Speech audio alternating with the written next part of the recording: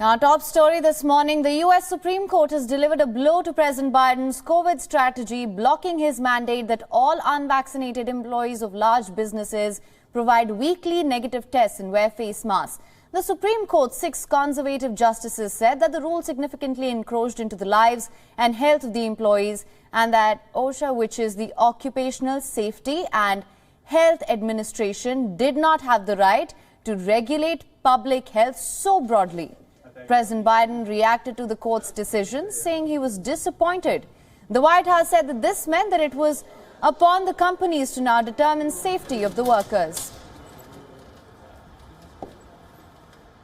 The Supreme Court's decision on the OSHA mandate essentially means that in this pandemic, it is up to individual employers to determine whether their workplaces will be safe for employees and whether their businesses will be safe for consumers. So President Biden, you'll see this in his statement, will be calling on and will continue to call on businesses to immediately join those who have already stepped up, including 1/3 of Fortune 100 companies, to institute vaccination requirements to protect their workers, customers, and communities. President Biden also announced that starting next week, at least 1,000 military medical personnel will be deployed across the country to help overwhelmed medical facilities cope with staff shortages. Many facilities are struggling because their workers are either in quarantine or down with COVID. We know the emergency rooms are full. More people are showing up all the time. We want to help hospitals handle the volume of patients. And we think that the Guard can help in a variety of tasks. We're going to call up these individuals for a month. We really appreciate them coming out of their civilian life to do this. They've been working really, really hard the last 2 years, and we appreciate their efforts. The United States is also going to double its purchase of COVID-19 tests with an extra 500 million kits, bringing the total to 1 billion. This is the country's struggles against the Omicron variant. Biden said that it was an American's patriotic duty to wear masks.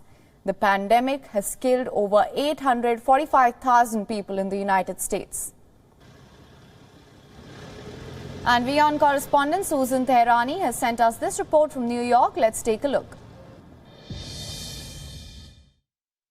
U.S. President Joe Biden on Thursday detailed plans to deploy military medical personnel to hospitals in 6 states. Hospitals across the United States have been pushed to the brink due to the surge in COVID cases, but also a shortage in staff and doctors as well as nurses, in some places more than others. These military medical personnel will arrive in hospitals next week in Ohio, here in New York, Rhode Island, Michigan, New Mexico, as well as New Jersey.